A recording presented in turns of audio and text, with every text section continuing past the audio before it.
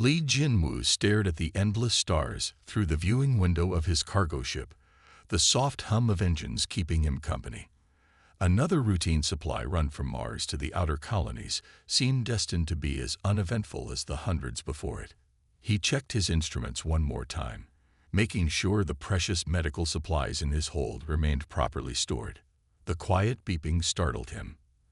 At first, he thought it was just another system check, but the pattern was different. Jinwu leaned forward, adjusting the communications array. The signal was unlike anything he had encountered in his 15 years of spaceflight. It pulsed with an odd rhythm, almost musical in its complexity. "Computer, analyze signal origin," he commanded, already plotting a course adjustment. The computer's response only deepened the mystery. The signal came from a region of space where no human vessels should be operating. Jinwu knew he should ignore it and continue his delivery.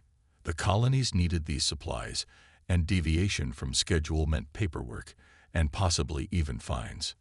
But something about that signal tugged at him. It spoke of desperation, of need. Jinwu had lost his parents in a space accident when he was young, their distress signal going unanswered until it was too late. He wouldn't let that happen to someone else. "Computer, log course change. Emergency response protocol," he said, turning his ship toward the signal source. The engines hummed louder as they pushed through the void. As he approached, his radar picked up multiple vessels. The scene that greeted him through the view screen made his heart race. A sleek silver ship, elegant in design and clearly of non-human origin, drifted in space. Its hull bore strange markings that seemed to shimmer and shift in the starlight. But what caught Jinwu's attention were the 3 predatory vessels surrounding it, their weapons leaving bright scars across its surface. Jinwu had heard stories of space pirates targeting ships in the outer reaches, but he'd never witnessed an attack firsthand. The silver ship's design was far more advanced than anything humans had built, yet it was clearly damaged and unable to escape. "This is cargo vessel Echo 79. He broadcast on all frequencies. Cease your attack immediately." His only response was a warning shot that passed close enough to make his ship's shields flare. Making the split-second decision, Jinwu dove his ship between the attackers and their prey. He wasn't armed. Cargo ships rarely were, but he had something better: intimate knowledge of nearby asteroid fields and decades of experience navigating them. "Computer, emergency docking procedures with the damaged vessel," he commanded, keeping his ship in a defensive position. The docking would be tricky with the vessel's alien design, but his computer worked quickly to analyze and adapt. The connection sealed with a solid thunk. Jinwu grabbed his emergency kit and spacesuit, heart pounding as he entered the airlock. The artificial gravity in the alien ship still functioned, but the air was thin. Emergency lights cast eerie shadows through corridors that seemed designed for beings similar to humans in size. He found the first body near what appeared to be a control room, a humanoid figure in ornate armor, clearly dead from weapons fire. 2 more bodies lay nearby, their armor bearing different markings. Guards, Jinwu realized, who had died protecting something or someone. Following the signs of battle, he made his way deeper into the ship. The design grew more elaborate, the materials more precious. This was no ordinary vessel. When he reached what could only be described as a throne room, he understood why. She lay unconscious near an overturned chair that could only be a throne. Her appearance was startlingly human-like, though her skin had a faint silvery sheen, and her hair seemed to capture and reflect light like thousands of tiny crystals. Her clothing spoke of royalty, but the wound in her side spoke of mortality. Jinwu's medical scanner indicated she was alive but needed immediate treatment. A datapad nearby displayed what appeared to be imperial seals and formal titles. This was no ordinary refugee. She was their ruler. Another explosion rocked the ship. The pirates were getting impatient. Jinwu gently lifted the unconscious queen, noting how similar her biology seemed to human readings. "Hold on," he whispered, though she couldn't hear him. "I'm getting you out of here." The race back to his ship was a blur of flashing emergency lights and warning sirens. As soon as they were aboard, Jin-Woo laid her in his small medical bay and rushed to the controls.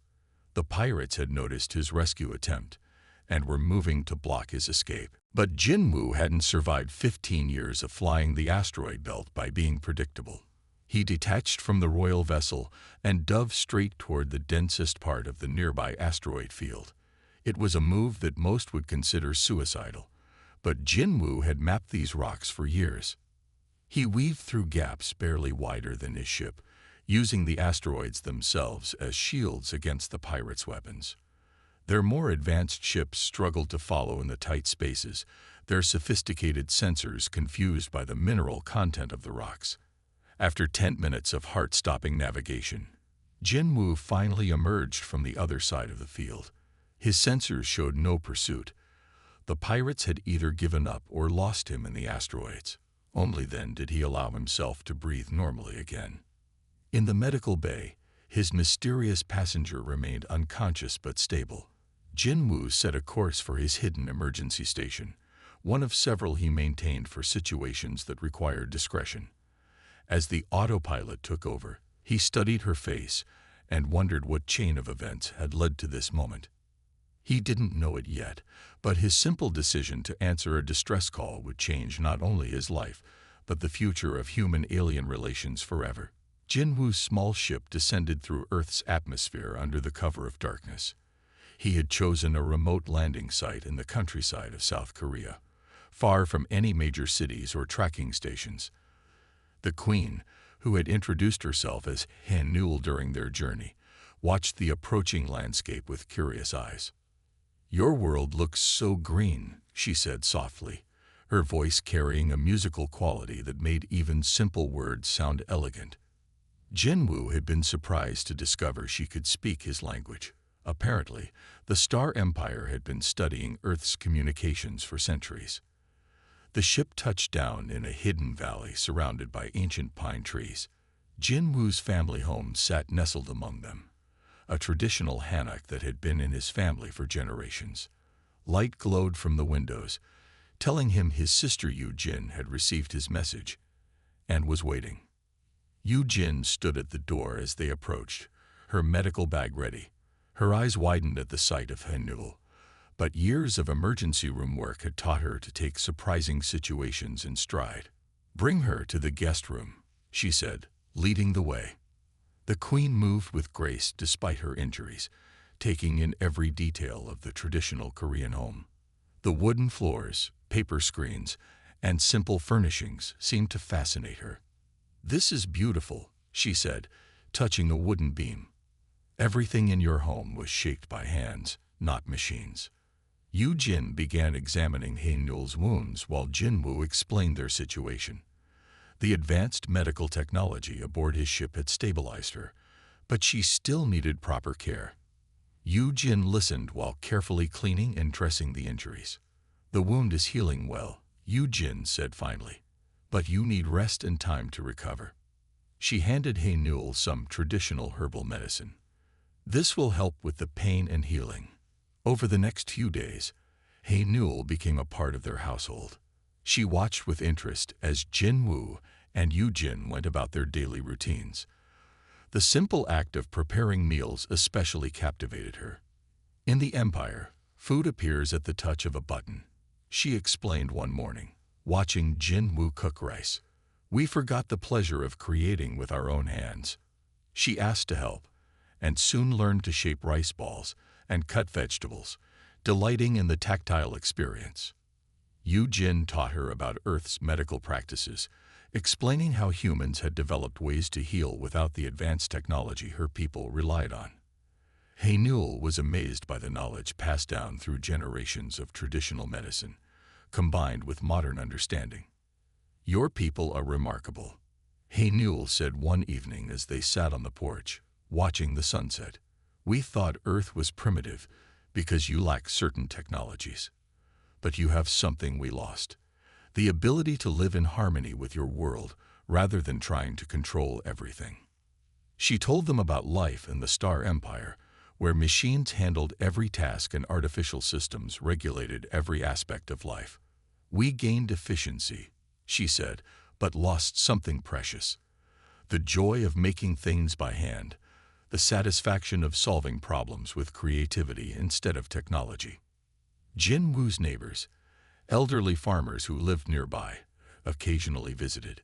He Newell's silver-touched appearance drew curious looks, but Jin Woo explained she was a foreign friend recovering from illness. The neighbors nodded sympathetically and brought fresh vegetables from their gardens. One morning, He Newell joined the elderly couple in their garden. They showed her how to tend the plants, their gestures and smiles bridging the language barrier. She returned with dirt on her hands and joy in her eyes. In the Empire, we grow food in sterile chambers. We forgot what it feels like to touch soil. During quiet evenings, Jin Woo taught He Newell about Earth's history and cultures.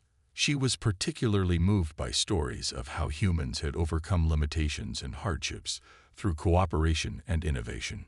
Your people face problems by adapting and working together, she observed. In the Empire, we simply create new technology to solve everything. We've become dependent on our machines, while you've grown stronger through facing challenges. Jin noticed how He Newell's recovery accelerated in the peaceful environment.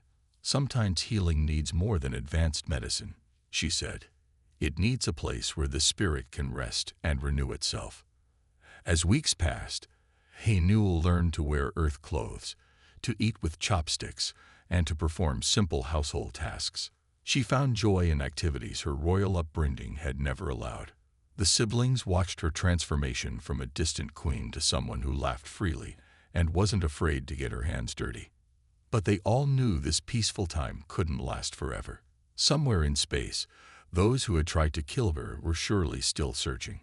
Yet these simple days on Earth were changing He Newell in ways that would reshape not only her life, but the future of her empire. One evening, as they watched stars emerge in the darkening sky, He Newell spoke softly. "When I return to my throne, I will not forget what I learned here. Perhaps what the Empire needs most is not more technology, but to remember the wisdom in simplicity." The old radio telescope stood behind Jin Woo's family home, a relic from their father's days as an amateur astronomer. Jin had spent weeks modifying it with a mix of Earth technology and components salvaged from Jin Woo's ship. Tonight, her work finally paid off. She burst into the garden where Jin Woo and He Newell were watching the stars. "I've picked up something," she said, breathless from running. "Imperial communications, I think. The encryption is like nothing I've seen before." They hurried to Jin's workshop, a converted storage room filled with humming equipment. Strange symbols scrolled across her computer screen, blinking and shifting. He Newell leaned forward, her expression darkening as she read. "These are royal court messages," she said quietly. "I recognize the encryption pattern. Only members of the imperial family use this code." Her fingers moved across the keyboard, entering sequences that made new patterns emerge. The first decoded message made her freeze. Jin Woo watched as the color drained from her face. "It's Sung Min," she whispered. "My cousin. He's behind everything." More messages revealed the full scope of the betrayal. Sung Min had spent months quietly gathering support among the Imperial Council. He had spread rumors about He Newell's competence, suggesting she was too focused on reform and too interested in primitive worlds. "He waited until I left for the diplomatic mission," He Newell explained, her voice tight with anger. "The attack wasn't just an assassination attempt. It was part of a carefully planned coup." The siblings listened as she explained how Sung Min had always opposed her efforts to change the empire. Where He Newell wanted to learn from other civilizations, Sung Min believed in maintaining the empire's isolation and technological superiority. Jin's equipment picked up more transmissions throughout the night. They learned that Sung Min had convinced the council that He Newell had died in a tragic accident. He was now acting as regent, already implementing changes that would undo years of He Newell's work. "He's dismantling everything," He Newell said, reading message after message. "The education reforms, The cultural exchange programs, the efforts to reconnect with our ancient traditions. Her hands clenched into fists. He's turning the empire into exactly what he wants. A cold, isolated society that looks down on everyone else. Jinwoo watched her process the news, seeing both the queen and the person he had come to know these past weeks. "What can we do?" he asked simply. Hanul stood and paced the small room. "Some men would never think to look for me on Earth. He considers your world so primitive that he probably hasn't even put observers here." A small smile appeared on her face. His arrogance will be his downfall. More intercepted messages revealed that some members of the court doubted Sung Min's version of events. There were whispers about the suspicious timing of Hae-Nul's accident and questions about the lack of a body. "There are still people loyal to you," Yu Jin pointed out, highlighting certain names in the transmissions. "People who believe in your vision for the Empire." Hae-Nul nodded slowly. "Yes, but they need to know I'm alive. They need proof." She turned to the siblings. "I have to find a way to contact them, but it has to be completely secure. If Sung Min discovers I survived, we'll find a way," Jinwoo assured her. "Earth might be primitive by your standards, but sometimes the old ways work best. Sometimes being underestimated is our greatest advantage." They worked through the night, intercepting more messages, building a clearer picture of the situation in the Empire. Sung Min had moved quickly, placing his supporters in key positions and removing anyone who showed too much loyalty to Hae-Nul's memory. "He's been planning this for years," Hae-Nul realized. "Every time I tried to open the Empire to new ideas, he was working against me, gathering allies, waiting for his moment." Dawn was breaking when they finally stopped. Hae-Nul stood at the window, watching the sunrise paint the sky in colors that even the Empire's most advanced visual technology couldn't replicate. "I always wanted our people to remember that there's beauty in simplicity," she said softly. "Sung Min wants them to believe that advancement means rejecting everything natural, everything traditional." She turned to face the siblings. "I have to stop him. Not just for me, but for the soul of the Empire itself."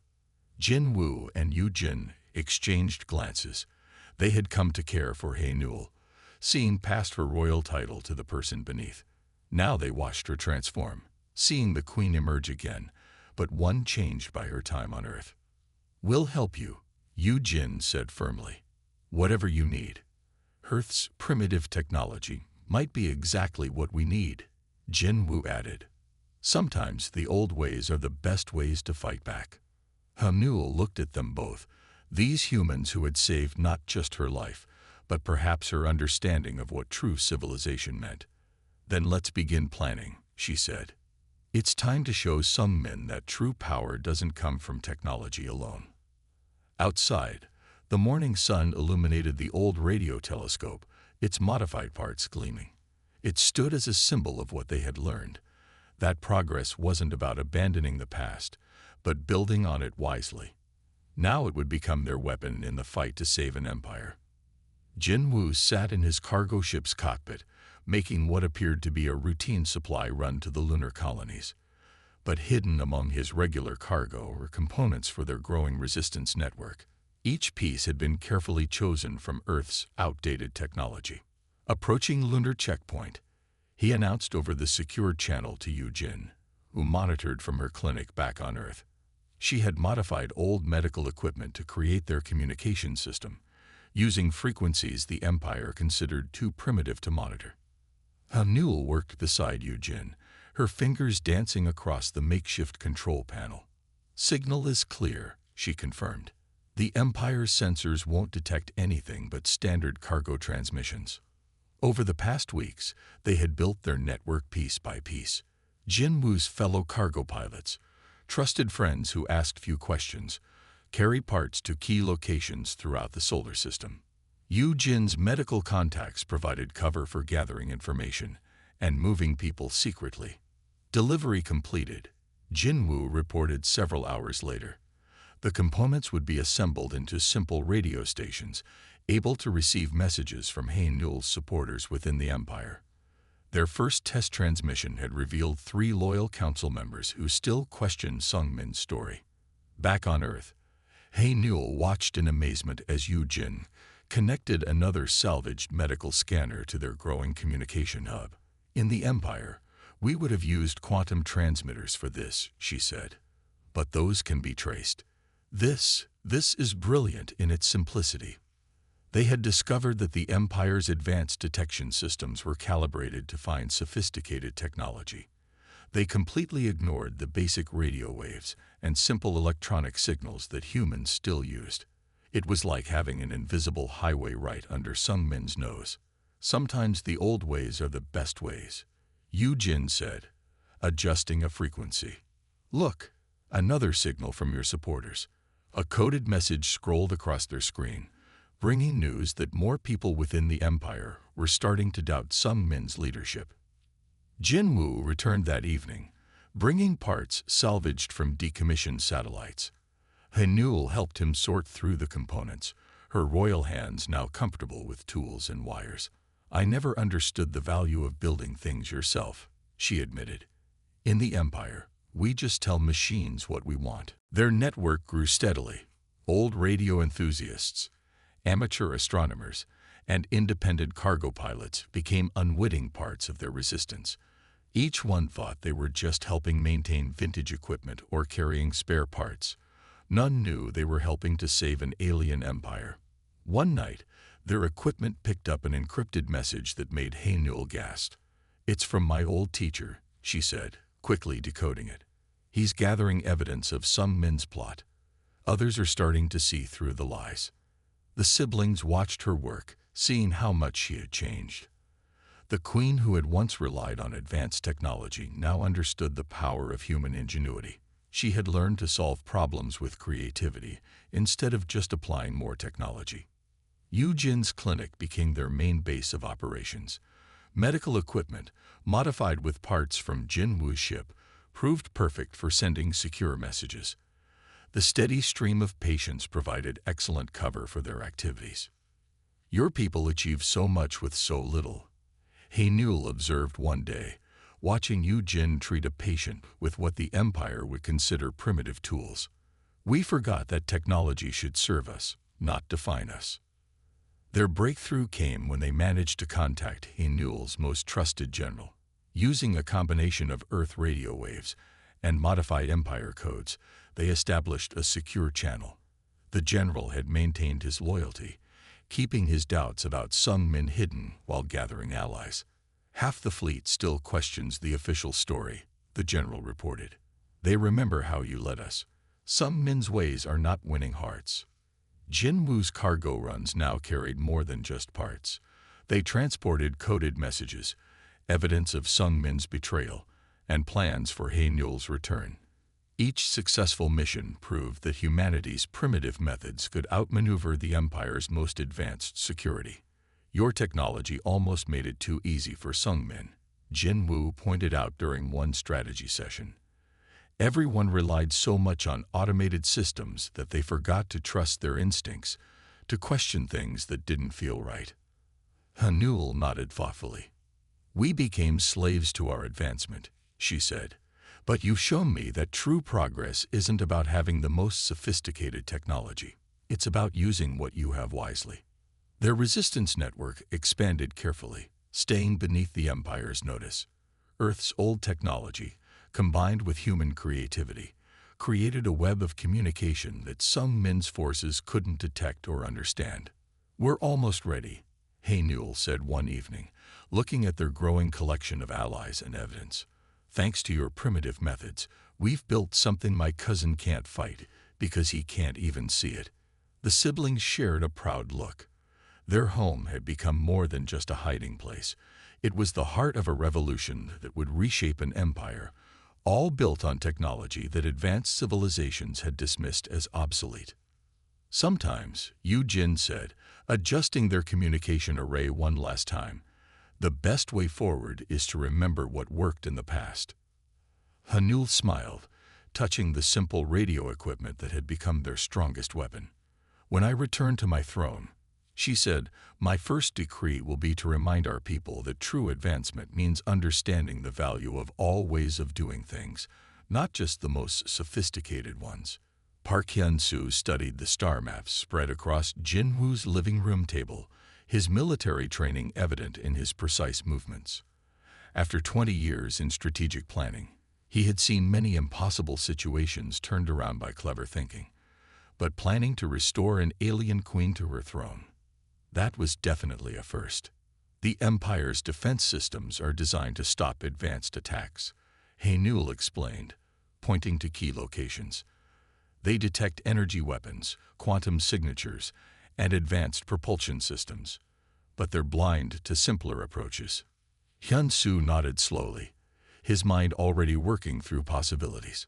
Sometimes the most effective strategy is the one your enemy considers too basic to defend against. They gathered a small but crucial team. Min Ki, a former mechanical engineer who now fixed farm equipment, could adapt Earth technology to work with Imperial systems. Suji, who played video games professionally, understood patterns and quick decision-making better than any military commander.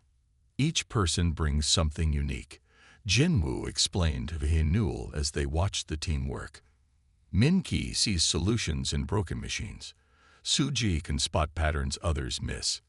Together, they think in ways your cousin's forces won't expect. Yu Jin's medical knowledge proved invaluable for understanding the Empire's biological scanning systems.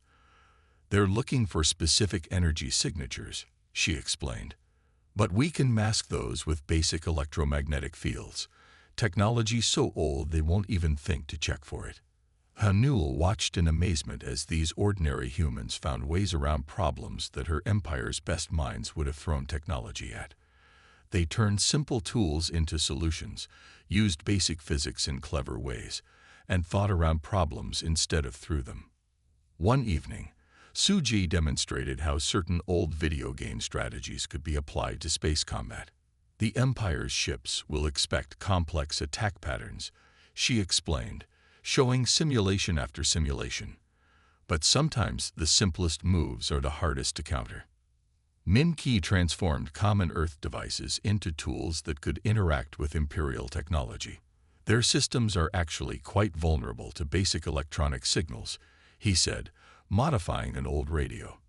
"They're so focused on defending against advanced attacks that they've forgotten the basics."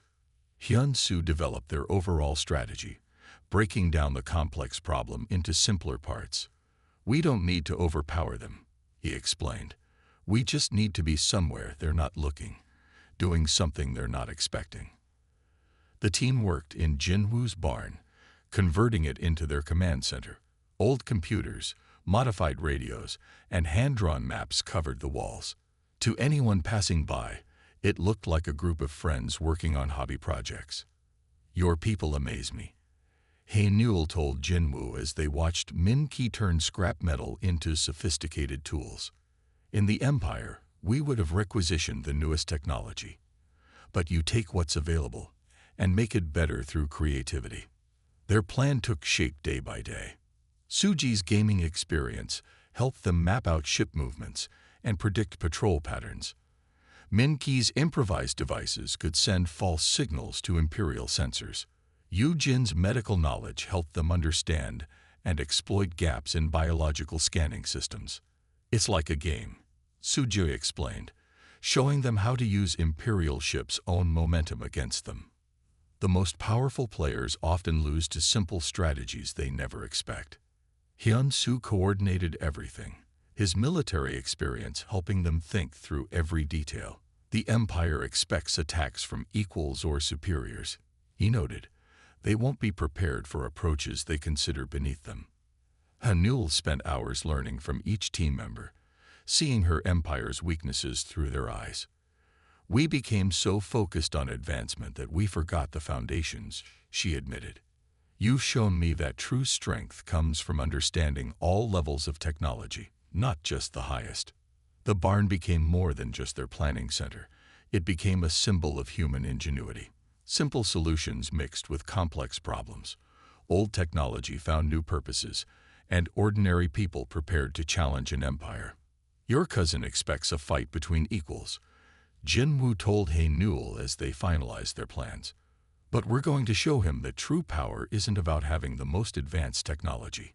It's about using what you have in ways your opponent never imagines. Each team member brought their own perspective to the challenge. Min-ki saw solutions in broken machines. Sujai found patterns in chaos. Yoo-jin understood the intersection of biology and technology, and Hyun-soo wove it all together into a coherent strategy.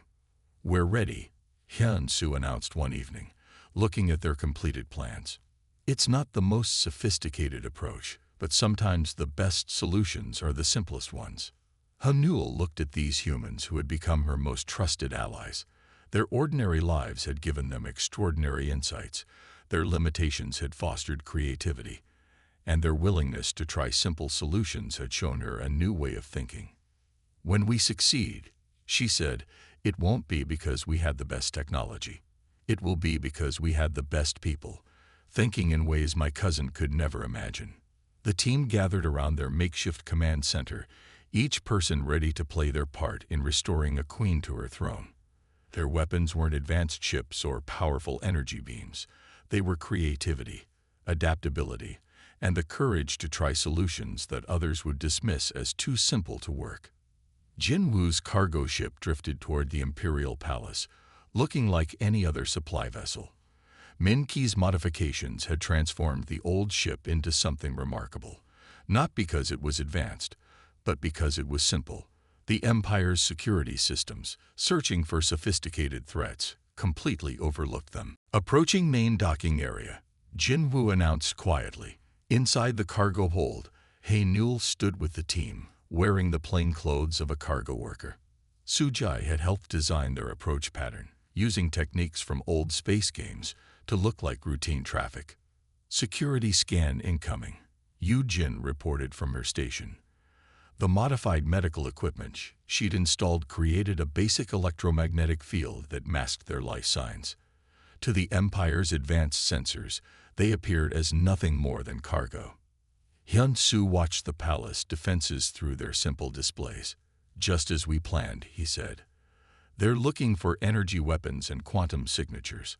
Our old-fashioned equipment is invisible to them." The docking procedure went smoothly. Guards checked their cargo manifest, carefully crafted by Min-ki using outdated but functional Earth computers, and waved them through. None of them looked twice at the workers unloading simple supply crates. Inside those crates, alongside actual supplies, were their tools, modified radios, basic electronic devices, and evidence of Sung Min's betrayal stored on technology so old the Empire couldn't detect it. "The Grand Assembly begins in 1 hour," He Newell said as they moved through service corridors. Her knowledge of the palace combined with Hyun-soo's tactical planning got them through without raising alarms. Sung Min will be there, ready to announce his final plans for the Empire. They split into teams, each with their role. Sujui and Min-ki headed for the Security Control Center, their games and engineering experience letting them understand patterns in guard rotations. Yoo-jin and Hyun-soo moved toward the communication hub, ready to broadcast their evidence. Jinwoo stayed with He Newell as they approached the Grand Chamber. Palace staff passed them without a second glance, their simple worker uniforms making them invisible in plain sight. Years of looking down on primitive cultures had made the Empire blind to basic disguises. The assembly hall filled with council members and nobles. From their hidden position, they watched Sung Min take the central platform. He looked confident, unaware that his carefully built plans were about to collapse. Security systems compromised. Suji's voice came through their old-style radio. She and Min-ki had used simple electronic pulses to create gaps in the advanced detection grid. "You have 10 minutes before they notice." Hyun-soo and Yoo-jin reported ready at the communication hub. Their modified Earth equipment was connected to the Empire's broadcasting network, waiting to share the truth with everyone. Hanul squared her shoulders, her time on Earth having taught her new kinds of strength. "Let's remind my cousin that true power isn't about having the most advanced technology," she said. As Sung Min began his speech about the Empire's future, Haenul stepped out onto the platform. The hall fell silent. Sung Min's face showed shock that quickly turned to fear as he recognized her. Members of the council. Haenul's voice carried clearly. I think it's time we discussed the truth about my supposed death. Sung Min tried to call his guards, but Suji and Min-Ki had already locked down the security systems using simple override codes that bypassed complex encryption. The council members watched in amazement as evidence of Sung Min's plot appeared on every screen. You can't possibly. Sung Min started, but Haenul held up a hand. I survived because of people you would consider primitive, she said. They showed me that advancement without wisdom is meaningless. The evidence was undeniable. Messages, recordings, and documents, all stored on technology so basic the Empire's security never detected it, revealed Sung Min's betrayal. His supporters in the council chamber began backing away from him. Our obsession with advanced technology made us vulnerable. Haenul addressed the council. We forgot that true strength comes from creativity, from understanding all levels of progress, not just the highest. Loyal guards, contacted through the resistance network, moved to secure Sung Min. His expression showed his disbelief. He had been defeated not by superior technology, but by methods he had considered too primitive to be a threat. The Empire needs to change, Haenul continued. We must learn from other cultures, understand that different doesn't mean inferior. My time on Earth taught me that some of the best solutions are the simplest ones. The council members, seeing the full truth of Sung Min's deception, pledged their support to Haenul. Her cousin was led away, his plans undone by the very people he had dismissed as beneath notice. As order was restored, Haenul turned to Jinwoo and smiled. Thank you, she said, for showing me that sometimes the old ways are the best ways. The team regrouped in the council chamber, their mission accomplished. They had infiltrated the most advanced security in the galaxy using modified cargo ships, old radios, and human ingenuity. They had proved that technology alone didn't determine success. It was how you used what you had that mattered. The Empire will remember this lesson, Haenul promised as she reclaimed her throne. Sometimes the greatest wisdom comes from the most unexpected places. Jinwoo stood before the Imperial Palace's grand windows, adjusting his new ambassador's uniform. The formal attire felt strange after years in cargo pilot's clothes, but it represented something important, the bridge between two very different worlds. Haenul had transformed the throne room. Where once it displayed only the Empire's most advanced technology, now it featured a blend of progress and tradition. A simple earth plant sat beside quantum computers, its natural beauty complementing the artificial perfection. The council meeting is about to begin, Haenul said, approaching in her royal robes. She had kept her earth clothes, wearing them often to remind herself of the lessons learned there. Are you ready to help shape the future of both our worlds? The council chamber had changed too. The advanced display systems now showed images of Earth alongside imperial star charts. Council members who once looked down on primitive worlds now listened eagerly to stories of human ingenuity. Today we formalize our alliance with Earth, Haenul announced to the assembled council. A world that taught us that true advancement means understanding all levels of progress, not just achieving the highest technology. Jinwoo presented Earth's perspective, explaining how humans had learned to solve problems creatively despite their limitations. The council members, once so proud of their advanced technology, now took notes on paper, a practice they had learned from their new allies. Back on Earth, Yu Jin had established a medical exchange program. Imperial doctors learned about traditional healing methods while sharing their advanced techniques. Together, they created treatments that combined the best of both worlds. Min-Ki worked with Imperial engineers, showing them how understanding basic mechanics could improve their advanced systems. Suji's gaming strategies were studied by Imperial fleet commanders, who learned that sometimes the simplest tactics were the most effective. We forgot the joy of creating with our hands, an Imperial scientist told Jinwoo during a cultural exchange. Your people reminded us that technology should enhance our natural abilities, not replace them. The empire began changing in subtle but significant ways. Gardens appeared in space stations. Children learned to build simple machines before using advanced ones. People rediscovered the satisfaction of solving problems without relying entirely on technology. Hamnul regularly visited Earth, staying in Jinwoo's family home where her journey had begun. She worked in the garden, cooked meals by hand, and reminded herself that true wisdom could be found in the simplest things. "Your world saved more than just my life," she told Jinwoo one evening as they watched the sunset from his porch. "It saved the soul of the empire." Trade between Earth and the empire flourished, but not just in technology. Earth shared its art, music, and culture. The empire learned that emotions and creativity couldn't be replicated by machines, no matter how advanced. Jinwoo's old cargo ship became a museum piece, displayed in the Imperial Palace. Its simple modifications that had once slipped past Imperial defenses now taught visitors about the power of creative thinking. Sometimes the best solutions are the ones right in front of us, Jinwoo told a group of young Imperial students touring the ship. "We just need to be humble enough to see them."